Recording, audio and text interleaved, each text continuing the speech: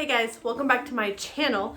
If you're new here, my name is Chelsea and I am a homeschool mom to 6 kiddos, kind of homeschool, unschool. We're very eclectic. So we learn a lot through just natural materials that the kids enjoy, and it's very interest-led learning, all that good stuff. I can link some videos down below to help explain that a little better if you're interested in that. Today is just a book haul video for you guys, and I'm excited to share with you. It's some books from Usborne, and I will also leave links below where you can go shop Usborne if you want. I'm actually hosting a party for them, but that is today. So by the time you see this video, party might be over. We'll see. I will leave a link for the party below, and if that's closed, I'll go ahead and leave a link to where you can still shop under my name on Usborne and have a look-see. And if you have any questions about any of the books or what I really like or my opinion on anything or anything like that, any kind of questions where I can help guide you, my email address is always in the description box. I'm also on Instagram and Facebook, so you can reach out to me on there, and I love talking about books.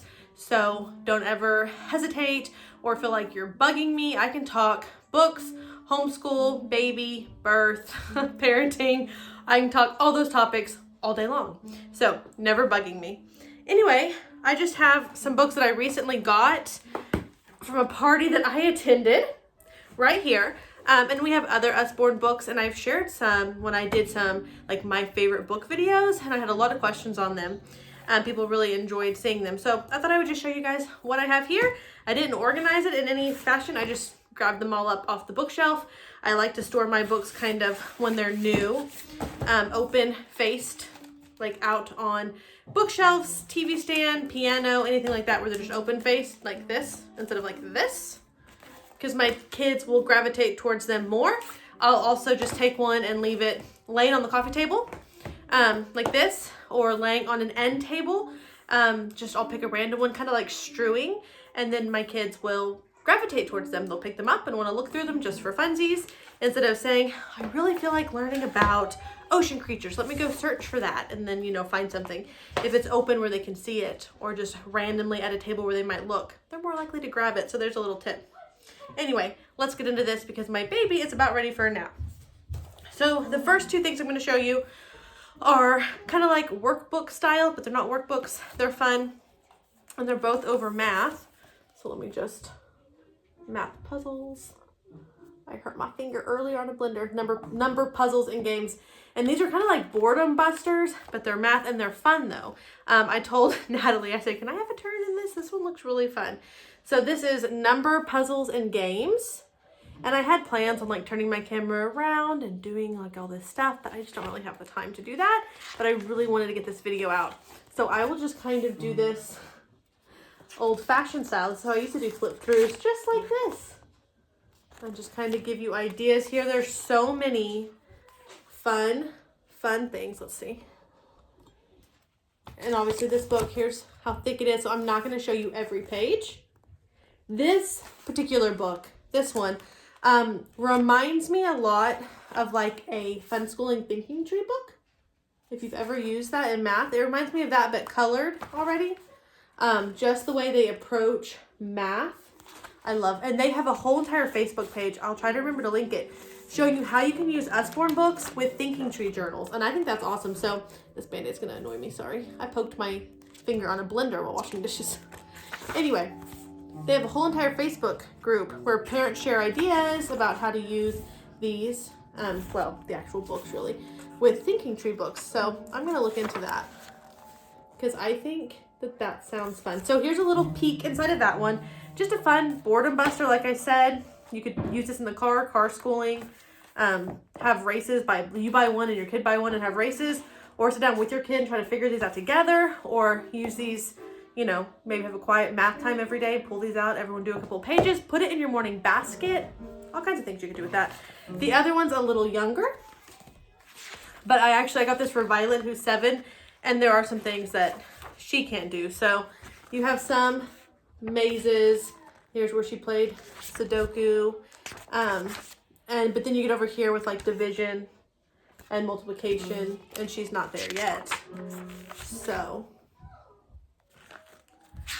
lots of fun. Very colorful, very fun, Very creative. Like here, something she could do. Find 7 wrenches, 16 bolts, 8 screwdrivers, 6 hammers, and draw the missing tool. Oh, he's looking for something. So what is he missing? Beehives. All these bees live in 2 hives below. If 10 more bees live in the big hive than live in the small hive, write on each hive how many bees live in it. So word problems in there. Here you're figuring out which bus you need to take. But it's just, you figure out which piece of the cube needs to go in here. Like brain busters, kind of like brain games. Here it has angles, measuring, race cars. What are you doing? First, figure out the sequence to fill in the missing race car numbers. Okay, so you're missing numbers. You got to figure out what sequence. You're finishing the drawing, symmetry. So some stuff that she could handle and some stuff that she couldn't. So depends on your 7-year-old, I guess. Here's mirroring. Another kind of Sudoku thing. Fit all the numbers 2 to 10 on the grid below. Yeah. Number searches. So lots of things. And on the back it says like balancing, percentages, multiplying, symmetry, times tables, sequences, subtracting. Lots of fun things. So that's a quick overview. Another thing, it's not really a book. I got this for Aria, who's 5, and Violet to play. So inside this you have a game and a book. So the book is a little mini book, and it just goes through all the bugs that you're going to play with in your game, and it tells you about them. So, and it tells you how to play the game inside of this as well. And then your game is 4 little boards. Okay, and it's kind of made to be like a bingo type game. We have not been playing it the right way. Yeah, a bingo game. If you can hear the piano, we moved it into Natalie's room, which is across the hall from this room. So that's fun. Anyway, so it comes with 4 boards and then a bunch of tiles. And it's made to play like a bingo. But Aria's been making up her own games to play with it, and I just go along with her rules and we play it however she wants to. So what she likes to do is give me 2 boards and her 2 boards, and we just search for our pieces and we help each other find pieces, and then we'll look the bug up in here when we find it and we'll talk about it. So that's her rules, but the game does sound fun. I haven't played it that way yet, but I'm sure it'll be fun when we get there. But she's having fun making up her own rules. I'm just going with it. And then another one that's not just like a sit down. I have 2 more that are not really like sit down and read. 1001 Things to Spot in the Sea sticker book. So it has stickers in the middle, and it tells you what page to use them on. So you would go like, okay, these are used for page 16 and 17. So you would go to that. Well, let's pick a different one because that's kind of split. So it was on either side of the stickers. So it would tell you page 12 to 13. So it has these not colored in. They're like tan spots. That's where your stickers are going to go. So you're going to find the sticker for all these things: sandwiches, fishing nets, oyster catchers, hermit crabs. You'll find the stickers and put them there. But then you also have to find in this picture, it tells you how many. 8 oyster catchers, 4 sandwiches. So you put the stickers and you find them, kind of like, you know, where's Waldo? The search and find. And it just has a bunch of pages where you do that. So that sounds fun. And then my other one is Around the World Mazes. And I got this. I bought a used Usborne book that is Around the World, a flat book. I love their flat books. They're the best. And then I got a brain box that is Around the World. So kind of like, I'm not doing a unit study, but I got a lot of around the world things for us to do together. So this is really cool mazes that are kind of detailed here.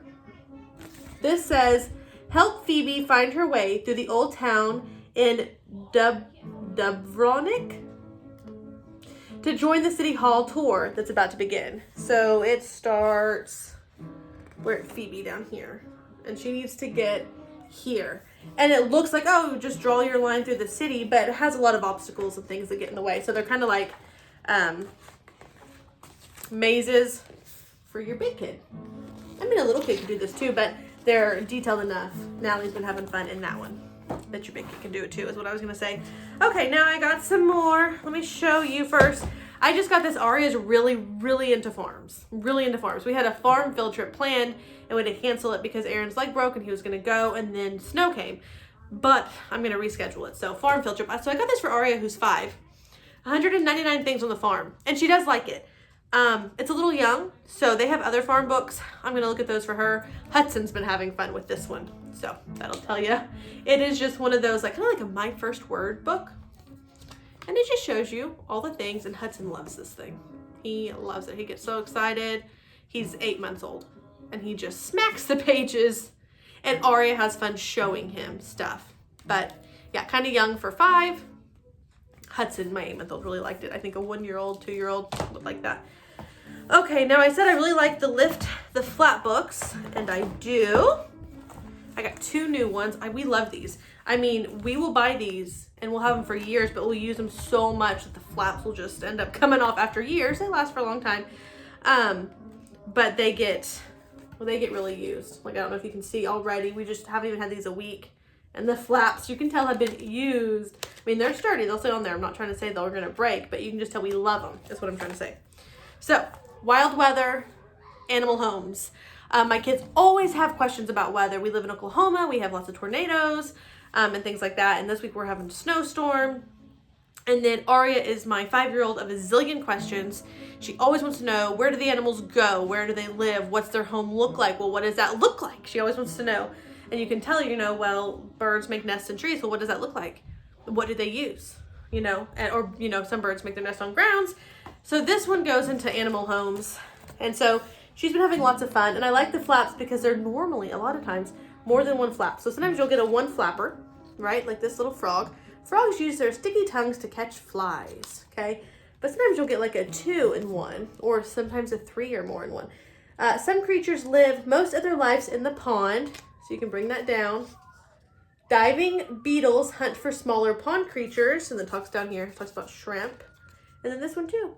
And talks more underneath all those flaps. So you can open it down all the way. And then it can turn this way. Shows you inside here, these bugs are eating that log. This is inside, I think it was a wasp, wasn't it? Yeah, this was inside the wasp nest. And there was facts in here I did not know. So it's pretty cool, and they open all different ways. They're just really engaging, and my kids have been, of all ages, where's the thing, have been picking it up, and really having a good time. So, goes through all different, this one Aria is loving. She's really into ocean right now. Turn that a little bit more. Now see, this one, you open this big flap, then you have a smaller flap, another flap, another flap. It's just like all the flaps. This one is supposed to be like that. Anyway, this one has extra flaps. So yeah, they're really enjoying this one of animal homes and all the flaps. These make great unit study books and just coffee table books. I'm in Melissa's room. Those are her guitars and all that. So wild weather is very similar. Starts off, talking about your weather here. Wow, that piano's loud. Sorry, guys. Look at all those. Can you see all the flaps? And there's like, the illustrations are so good. Sorry, if I do more of these, I will set them down and have my big camera and make it a little bit better. But just a quick overview. That is Stormy Skies. Tornado! And this tornado opens up. You can see all of inside that. You hear Aria giggling. We just ate dinner. They have all the energy right now. So anyway, tornadoes, biggest storm. This is about hurricanes. Lots of flaps. It's cold. Very dry. Talks about things that can happen. Oh, makes me think of Australia last year. It's getting wilder. Is that what it says? Getting wilder. Anyway, lots of, can I do anything about it? Yeah, just say wilder. Anyway, my kids have really been enjoying that one too, and all their Lift the Flaps. We have a human body one that we've had a really long time, and they love it. We did a human body one year with Apologia, and we used that to go with it, and they really liked that. This one is the Big Book of Sea Creatures, and this is fun because, yes, the pictures are big, right? Aria is really into sea creatures. But look. Hold on. Isn't that great? we think it's pretty great. And it has all kinds of little facts here. And it's just huge. All kinds. That's mammals. Oh, I can't get my camera angle right today. Octopuses, squid, and jellyfish. Aren't those illustrations just great? And then here's another. Oh my goodness. Okay. Ready? Did I get it all? Nope, almost. Okay. Look at that. What kid wouldn't like that? My kids all like that. I like it. Okay. Now we gotta turn it. It feels weird when you turn it. There we go. I got it. I figured it out and then... Okay. Look at that. Okay, pretty cool. You can really get in there and see what you want to look at. And anyway, so this keeps going on, opening up and telling you all kinds of facts in there. And my order this time was a whole lot of nonfiction. All of it was. They have great fiction too, and we have some of that. I was just needing to replenish some of our nonfiction learning books. I just needed some fresh, new, different books to kind of spark some interest and help interest move along and things like that. So this is all nonfiction, but my next order, maybe I'll place some more fiction and show you guys that. So this is, my first space book, and we've been watching space things, and on Disney Plus right now they have like The Right Thing, I think it's called. We watched the documentary version of that, not the movie. They have like The Real Right Thing is what it's called. And so we've been talking about space, and we watched some blast offs and things like that. So this is just a very simple, it's my very first space book. So this doesn't have flaps. It's not a board book per se, but it is thicker board-like paper, but not a thick baby board book. But it is thick and sturdy. And Aria and Aaron, he's stuck on the couch right now, they have been reading this book a lot. They've been enjoying that. I'm talking about Aria a lot right now, but she's just full of questions, and so she's really into all of these books right now. It's really helping her when she has questions. We can say, well, let's look at that. So that's this one. Isn't that pretty? So anyway, lots of good info about space. It keeps going a little bit there. And then this one is really cool. We've been reading this, just like, this is the one I've been having just laying on my coffee table. And I'll pick it up, Aaron will pick it up, one of the kids will pick it up, and it's my book of the brain and how it works. And so you could put this would be good. All of these would be good in a morning basket if you do morning baskets. But this is just on my coffee table. We used to do morning basket all the time. We kind of fell out of it. So you could stop and just read this whole book if you're studying the brain, or you could read a couple of pages, but we've just been having it lie on my coffee table, and we'll just randomly pick it up, flip through it, and usually whoever flips through it will read whatever they've read, because we all like to share facts. When you read something interesting and cool or weird, gross, strange, anything like that, you want to share it. So whoever has read something will generally, even if they just read a couple of little tidbits, they'll want to share it. And sometimes you don't. Sometimes I'll see a kid just sitting, just looking, just reading and absorbing. But a lot of times I'll hear a giggle or a ew or whoa, you know, and then they want to share the fact they learned. So this book just goes through, this is talking about how your brain makes decisions. What are all the steps it takes? Fun illustrations to make it fun for kids. The learning garden. Welcome to your brain's learning garden. This is where you can improve your decision making and your skills. And who couldn't use that, right? So it gives you little exercises you can do. Sometimes it's not possible to stop your brain from being unwell, but there are lots of things you can do to help. And this, even goes into saying sometimes your brain might feel down or sad and what you should do, and, you know, talk to people and make sure you get sleep, eat good food, get exercise. Let me show you. Here we are in my brain science study. My friends are hard at work. So people who study what brains are made of and how they work are called neuroscientists. And this goes into people who study the brain, what they're called. Talks about questions you might have. Here's some answers. Some more brain facts. Sorry, I keep looking at this instead of that. And there's a little index. So those are my books. This one's been really fun on the coffee table. I'll switch them, but a lot of them have been just open facing, like I said. So those are all my non-fiction. That's all I bought this time. But like I said, we have done fiction before and really liked those also. Liam used to really like the Hey Jack series on there. It's really good for a first chapter book series. I have those somewhere. But anyway, if you enjoyed this and you want to see more book hauls when I get some, let me know and I will share more book hauls. I get questions all the time about what books do you use? What books do you recommend? What do your kids like to read? What do you use in unit studies? What do you use in a morning basket? What do you use in your homeschool? All the time. So I thought it would be fun to stop and share some great resources for you to go check out. Like I said, the link to the party and the link to my shop will be down below if you want to check any of that out and shop through any of that. And if you have any questions, you can email me, you can get on Instagram and message me, you can get on Facebook and message me, or you can leave me comments down below and ask me questions. So anyway, that is all that. If you already shop Usborne and you have some favorites that you want to tell me about, tell me down in the comments below, or any other books. Let's talk about books down in the comments. It'll be fun. I'm gonna go put my baby down for a nap. I hope you guys enjoyed it, and I'll talk to you next time. Bye, y'all.